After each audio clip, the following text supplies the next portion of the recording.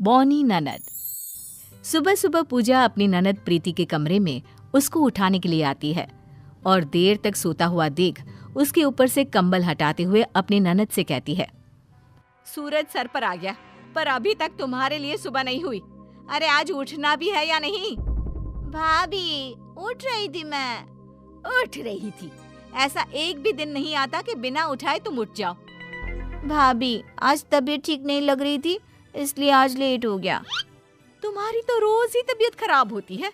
घर का काम जो करना होता है, ये नहीं कि भाभी पूरा दिन अकेले काम करती है तो कभी उनकी मदद करवा दूं। भाभी मुझसे जो भी होता है वो मैं कर तो देती हूँ, फिर भी आप मुझे रोज सुबह सुबह सुनाना शुरू कर देती हो। तुम्हें तो कुछ बोलना ही बेकार है। पता नहीं कब शादी करके अपने ससुराल जाएगी, पर इससे शादी करेगा भी कौन? इसके लिए तो इसी की तरह कोई बौना देखना पड़ेगा। प्रीति अपनी भाभी की बातें सुनकर बिना कुछ बोले बाहर जाने लगती है।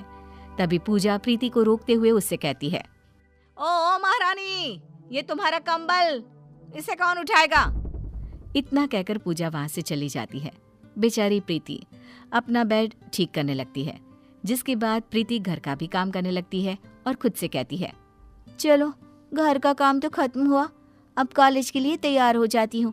वैसे भी आज बहुत लेट हो गई हूँ, एक क्लास तो पक्का छूट ही जाएगा आज।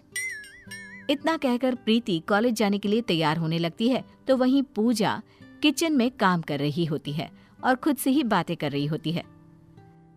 पता नहीं क्या करूं, प्रीति के लिए कोई ढंग का लड़का भी नहीं मिल रहा।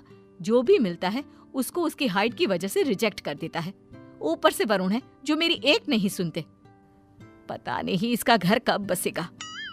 इतने में पूजा का फोन बजता है, जिसे देख पूजा अपनी चाय लेकर हॉल में जाकर बैठ जाती है और फोन पर बातें करने लगती है।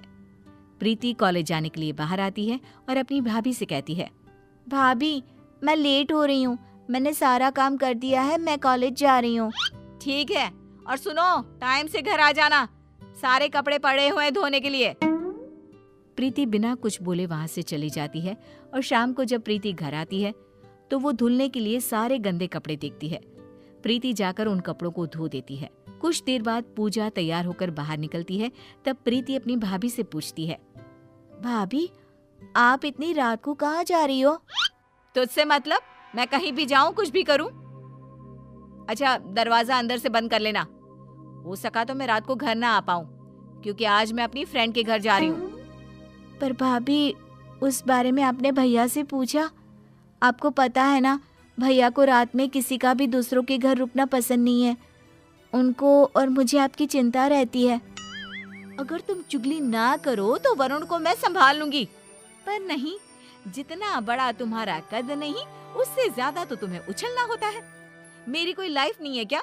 तुम कॉलेज के बहाने और तुम्हारे भैया ऑफिस ट्रिप के बहाने घूम लेते हो, और मैं तो इस घर में ही रहती हूँ। मेरा दम नहीं घुटता क्या? इसलिए अगर मैं एक दिन अपनी फ्रेंड के साथ बाहर जा रही हूँ तो इसमें बुराई क्या है?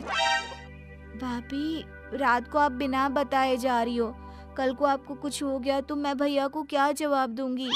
कोई जवाब देने की जरूरत नहीं है। रोटी बनी हुई है, खाना खाकर सो जाना। वरुण से मैं खुद बात कर लूंगी। इतना कहकर पूजा अपनी दोस्त के साथ घूमने के लिए निकल जाती है, पर बेचारी प्रीति रोती रहती है। पूजा अपनी दोस्त के साथ घूमकर घर आती है और अगले दिन प्रीति को जब टीवी देखता हुआ देखती है तो सारे कपड़े लेकर उसके पास जाकर कहती है, सारा दिन टीवी देखने से घर का काम खत्म नहीं होता। कभी मेरे बारे में भी सोच लिया करो। अरे थोड़ी मेरी भी मदद करवा दो काम में। भाभी सारा काम तो करती हूँ, बस मुझसे जो काम नहीं हो पाता वही मैं छोड़ती हूँ। अब आपको पता है कि मैं ऊंचाई के काम नहीं कर पाती, मेरा हाथ नहीं पहुँच पाता, फिर भी आप ऐसा बोल रही हो। तो घर में सीढ़ी किस लिए है? उसका इस्तेमाल करो। और उसके बिना भी तुम कपड़े इस्त्री कर सकती हो, कपड़े धो सकती हो, खुद खाना निकाल कर खा सकती हो। ये काम तो तुम कर ही सकती हो ना? पर नहीं जी, तुम्हें तो कुछ नहीं करना। भाभी जो है सारा काम करने के लिए। उन दोनों में बहस हो ही रही होती है। तभी प्रीति के फोन पर उसके भैया का फोन आता है और पूजा प्रीति से पूछती है, किसका फोन है? अब भैया का फोन है। वरुण को कल के बारे में कुछ मत बताना। फोन उठाते हुए प्रीति कहती है, हेलो, हाँ भैया ठीक हूँ मैं, आप बताओ। भाभी कहाँ है तेरी? यहीं बैठी है, दे रही हूँ। लो भाभी फोन। हेलो, कब आओगे वरुण आप? आपको गए कितना टाइम हो गया, जल्दी आ जाओ ना बस। हाँ मैं आ ही रहा हूँ, 2-3 में आ जाऊंगा। अच्छा प्रीति ठीक है ना? तुम दोनों की अब लड़ाई तो नहीं होती ना पहले की तरह? नहीं जी, सब ठीक है, बस आप आ जाइए। इतना कहकर वो फोन रख देती है। ऐसे ही कुछ दिन और बीत जाते हैं। एक दिन प्रीति अपनी भाभी से कहती है, भाभी मैं आज बहुत लेट हो रही हूँ, मैं कॉलेज से आकर काम में आपकी मदद करवा दूंगी। प्रीति ये सब बोल रही होती है, पर फिर भी पूजा उसकी किसी भी बात का जवाब नहीं देती और प्रीति अपनी भाभी के कमरे में जाती है, जहां वो पूजा को सोते हुए देखती है। ये देखकर पूजा को उठाने के लिए उसका हाथ पकड़कर हिलाती है, तो वो देखती है कि पूजा का हाथ बहुत गर्म है। ये देखकर प्रीति खुद से कहती है, अरे भाभी को तो बहुत ही ज्यादा बुखार है। एक काम करती हूँ, मैं आज कॉलेज से छुट्टी ले लेती हूँ और भाभी की देखभाल करती हूँ। अभी तो दवाई लाकर दे दूँ। दवाई खाने के बाद जैसे ही भाभी को आराम मिलेगा, मैं इन्हें डॉक्टर के पास ले जाऊंगी। इतना कहकर प्रीति अपनी भाभी का ख्याल रखने लगती है। भाभी उठो, दवाई ले लो। तुम कॉलेज नहीं गई आज? नहीं, आज मैं घर पर रहकर सारा काम कर लूंगी।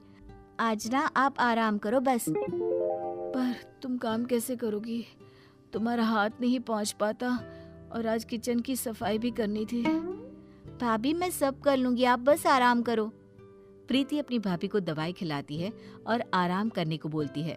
तब पूजा कहती है, प्रीति मेरे सर में बहुत तेज दर्द हो रहा है। लाओ भाभी, मैं दबा देती हूँ। इतना कहकर वो भाभी का सिर दबाने लगती है और उसकी ये सेवा देखकर पूजा उससे कहती है, प्रीति रुक। क्या हो गया भाभी? तुम मेरे बारे में कितना सोचती हो, फिर भी मैं तुमसे लड़ती रहती हूँ। तुम्हें तुम्हारी छोटी हाइट के लिए सुनाती रहती हूँ। मुझे माफ कर देना प्रीति। कोई बात नहीं भाभी, वैसे भी आपका हक है मुझे डांटने का, क्योंकि मुझे पता है आप नारियल की तरह ऊपर से कठोर और अंदर से नरम दिल के हो। आप मुझसे माफी मत मांगो। आप जितना मुझसे लड़ती हो उससे कहीं ज्यादा तो मेरे बारे में सोचती भी हो। इतने में वरुण भी आ जाता है और उन दोनों का प्यार देखकर खुश हो जाता है, जिसके बाद वो तीनों खुशी से रहने लगते हैं। कहते हैं ना, जहाँ 4 बर्तन होते हैं वहाँ सनसनाहट तो होती ही रहती है।